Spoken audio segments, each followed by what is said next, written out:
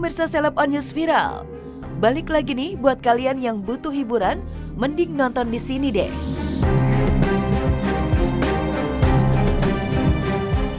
Karena kami akan menyajikan video-video yang seru, menegangkan, dan bisa juga momen yang bikin horor.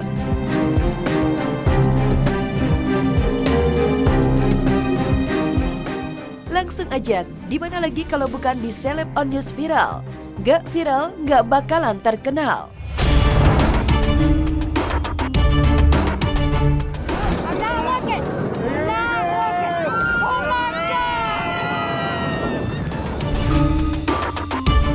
Pemirsa, wahana ekstrim selalu menjadi pilihan para pengunjung saat berlibur bersama keluarga. Dari banyaknya wahana yang tersedia, roller coaster menjadi salah satu favorit bagi mereka yang bernyali tinggi. Banyak roller coaster ekstrim dengan ketinggian maupun lintasan yang memacu adrenalin. Nah, berikut 5 roller coaster yang paling berbahaya dan menegangkan di dunia. Tinggal pilih, bisa happy, bisa juga deg-degan.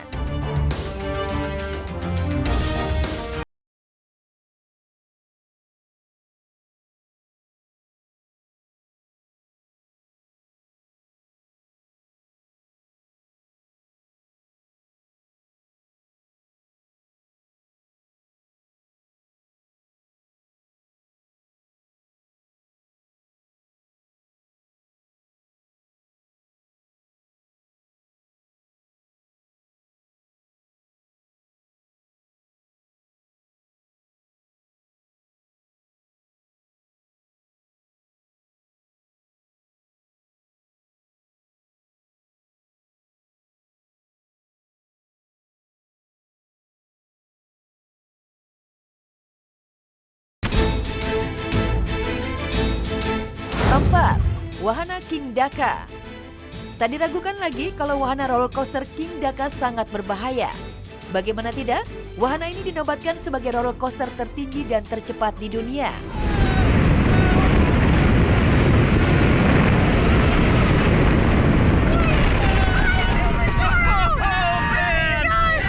Wahana ini terletak di New Jersey, Amerika Serikat. Wahana ini mempunyai ketinggian 139 meter. Kecepatan roller coaster ini bisa melaju 206 meter hanya dalam waktu 3,5 detik saja. Nggak kebayangkan betapa cepatnya laju wahana ini.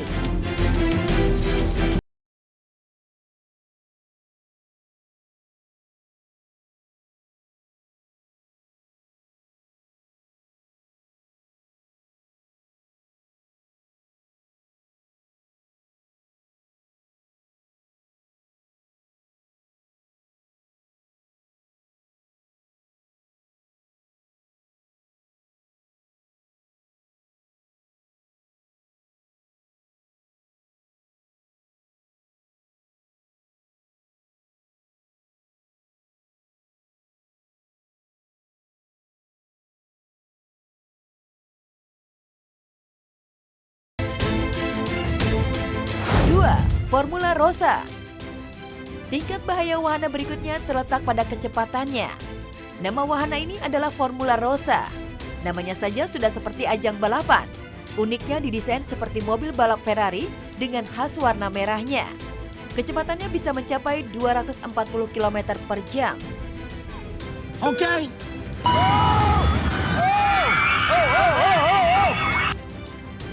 Are those tears? Yeah, tears of joy. Jika penasaran, bisa yuk datang langsung ke Abu Dhabi, Arab.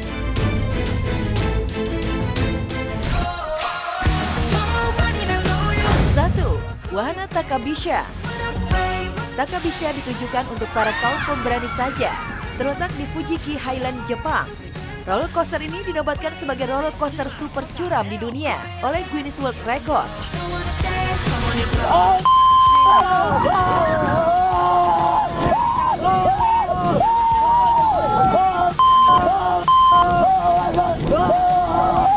Wahana ini mempunyai kemiringan 121 derajat. Lintasannya memiliki panjang lebih dari 1000 meter.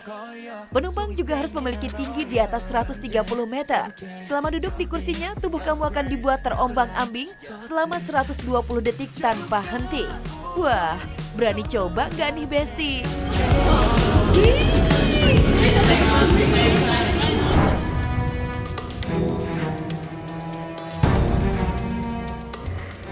Ruben Onsu baru saja mengalami sakit yang tak biasa. Disebut-sebut mengalami bintik darah di otak hingga membutuhkan 7 kantong untuk transfusi darah. Kesakitan yang Ruben rasakan ini pun banyak yang mengaitkannya dengan hal-hal mistis. Bahkan dalam podcastnya belum lama ini, Om Hao menuturkan jika ayah 3 anak itu memang mendapatkan sejumlah kiriman telur yang menginginkan Ruben mati.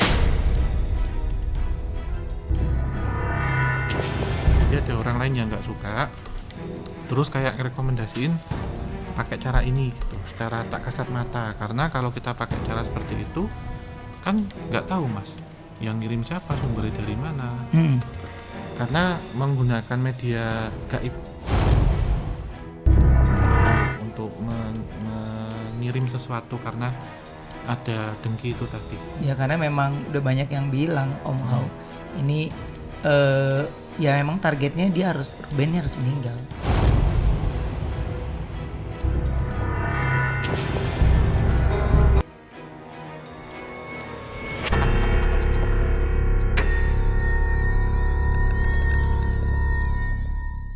Kehidupan Ruben dan keluarga memang begitu lekat dengan hal-hal mistis.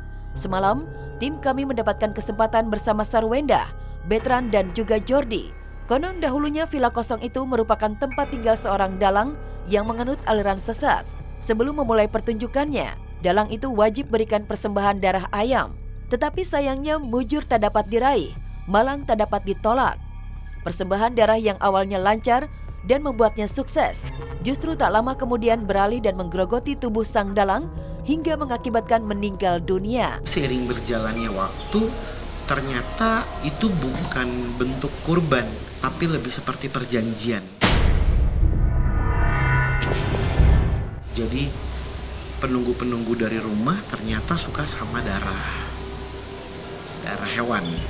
Akhirnya di generasi ketiga atau keempat gitu ya, mereka mulai mengganti dengan darahnya sendiri. Bahkan saking begitu angkernya, ketika kita sedang melakukan sesi wawancara, terdengar lirih suara gamelan mengalun-ngalun indah, namun kental dengan suasana mistisnya. Yang jelas keselamatan, yang jelas keselamatan, yang jelas keselamatan untuk seluruh tim itu adalah tolak ukur pertama. Dikelilingi hal mistis dan teror orang-orang terdekatnya, rupanya membuat Ruben tak takut. Bahkan dirinya justru diselimuti rasa penasaran yang besar, hingga membuatnya memanggil ghost detective untuk berkomunikasi secara langsung dengan makhluk astral yang mendiami rumah megahnya. Dan yang membuat bergidik ialah penampakan sosok kuntilanak berbaju merah. Nah ini mau berbentuk nih. Ini mau berbentuk nih kayak gini nih. Ini nih. Ini kalau gini mau berbentuk nih. Allahu Akbar. Merinding. Itu mejanya plastik. Ini gue merinding. Itu muka. Nih, lu lihat. Baju merah. Cantik pun. Kuntinya baju merah loh ya. Baju merah bukannya galak ya? Mereka dan ada penampakan ternyata ada Miss K yang berwarna merah gitu. Tapi selama tidak mengganggu, saling tenang, saling aman ya udah. Kita rasa juga kita punya kehidupan masing-masing. Kayaknya ya udah cukup sekali aja, cukup tahu aja.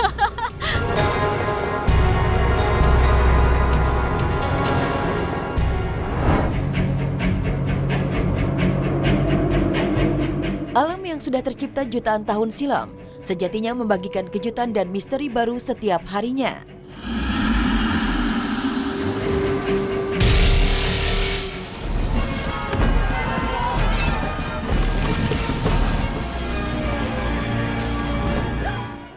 Selama bertahun-tahun, para ilmuwan dari berbagai negara berusaha mempelajari alam sekitar, termasuk tempat yang paling misterius di muka bumi, yaitu dasar laut. So dark. Langley, respond.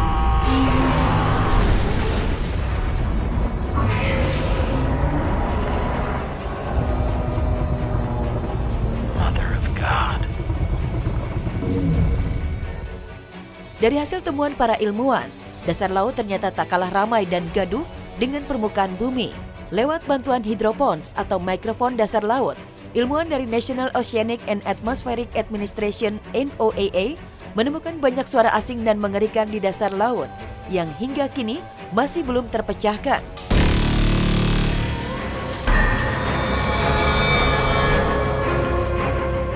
Berikut ini suara-suara paling menyeramkan dari dasar laut, versi Celeb on News Viral.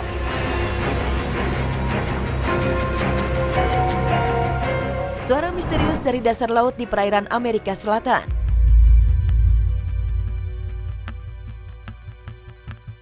Suara yang berhasil direkam oleh NOAA tahun 1997 ini disebut The Bloop, karena memang terdengar seperti gelembung air yang pecah di kedalaman laut. Suara itu direkam oleh hidrofon yang diletakkan di perairan paling selatan wilayah Amerika Selatan. Suara itu terdengar sejauh 4.800 km.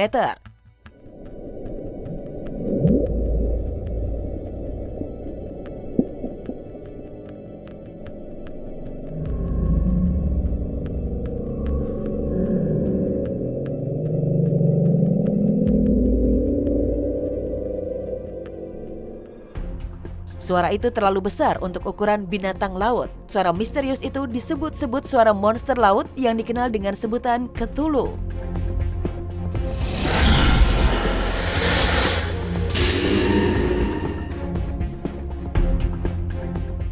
Misteri suara mendeking di Samudra Pasifik.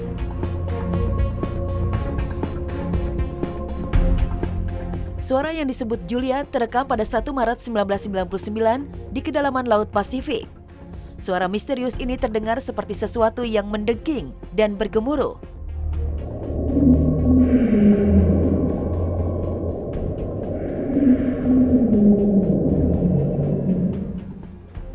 Suara yang cukup keras ini berlangsung sekitar 15 detik. Ilmuwan memperkirakan suara asalnya berada di antara Bransfield Straits dan Cape Adare.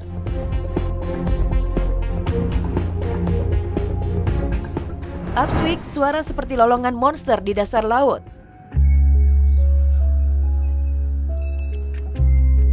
Para ilmuwan menyebut suara upsweep. Suaranya seperti sirene ambulans atau lolongan monster.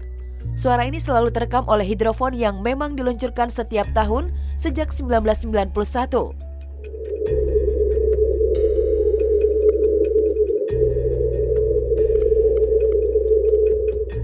Suara upsweep terekam di area yang dekat dengan aktivitas vulkanik bawah laut. Namun hingga hari ini, ilmuwan belum mengetahui pasti asal dari suara upsweep tersebut.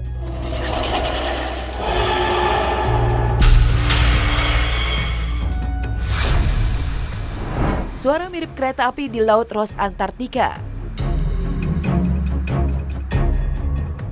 Suara tren direkam pada 5 Maret 1997 di atas hidrofon otonom yang diletakkan di kedalaman Laut Ross Antartika.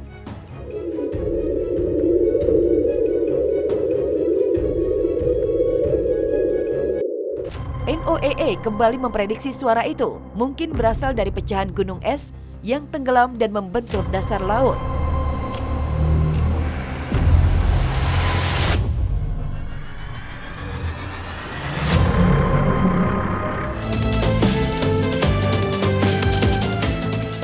Tidak durhaka kepada orang tua.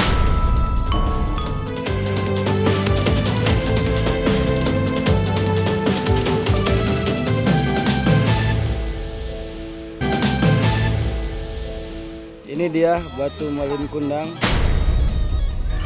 Ya, langsung dari pantai Air Manis Padang. Inilah Batu Malin Kundang. Batu mirip orang sedang sujud ini menjadi objek perhatian setiap wisatawan dari berbagai daerah yang berkunjung ke pantai Air Manis di Padang, Sumatera Barat.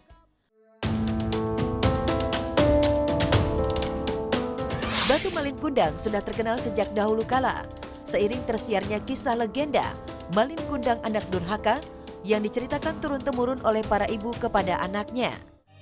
Selain untuk menghibur, cerita Malin Kundang juga untuk mengajarkan seorang anak agar selalu menyayangi orang tuanya dalam keadaan susah maupun senang. Ini ceritanya udah kaya dia, udah berhasil, gak punya istri. Itulah dalam sedih hati ibu. Mohon dia pada Tuhan. Kalau betul ini anak saya, berilah dia ganjaran yang setimpal. Orang kan dia sujud nih minta ampun. Tapi nggak ada ibunya, udah terlambat. Selain batu berbentuk orang sujud di pantai air manis Padang, juga terdapat batu-batu berbentuk kapal yang hancur, tambang besar serta gerabah. Semua itu disebut-sebut peninggalan Malin Kundang dan memperkuat cerita rakyat Malin Kundang yang terkenal di negeri ini. Tapi lagi-lagi bahwa batu-batu ini adalah memang batu alami yang kemudian kita kaitkan dengan legenda. Dan tiada lain, ini adalah menyampaikan pesan-pesan moral, pesan-pesan kebaikan ataupun kearifan lokal agar tidak durhaka kepada orang tua.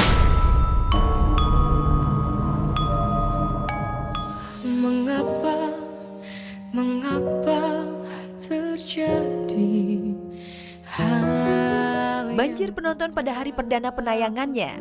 Kisah Rana Tiga Warna memberi kesan tersendiri. Perjuangan mewujudkan cita-cita hingga soal cinta yang menguras air mata. Sabar itu bukan pasif, tapi aktif. Aktif mencari solusi, aktif pantang menyerah. Arbani Yaziz, Tengku Rasya, dan Amanda Rawless mampu memainkan perasaan penonton dalam kisah cintanya. Tak hanya membangun chemistry, para pemain ternyata punya tantangan tersendiri dalam perannya. Tetap susah banget karena kan tari piring ya, jadi nggak boleh jatuh piringnya, dan beneran pas syuting itu nggak pakai tali di jari, jadi beneran pure megang pakai tangan, jadi lumayan susah. Tapi proses reading dan workshopnya tuh lumayan panjang buat film ini, sekitar sebulan. Gua dapet tantangan yang banyak, seperti bahasa, ada bahasa Minang, bahasa Arab, bahasa Perancis, bahasa Inggris, bahasa Indonesia tapi agak-agak ada aksen Minangnya. Dan ini ya karakter yang lumayan, bukan lumayan sih, berat banget sih. Ya jadi untuk belajar bahasa Minangnya itu sendiri kurang lebih sekitar sebulan lebih lah. Dan bahkan pas di lokasi syutingnya pun kita selalu dibarengin sama coachnya gitu. Jadi setiap take itu kalau ada salah diulang lagi gitu. Saksikan Ranah Tiga Warna di bioskop kesayangan Anda di seluruh Indonesia.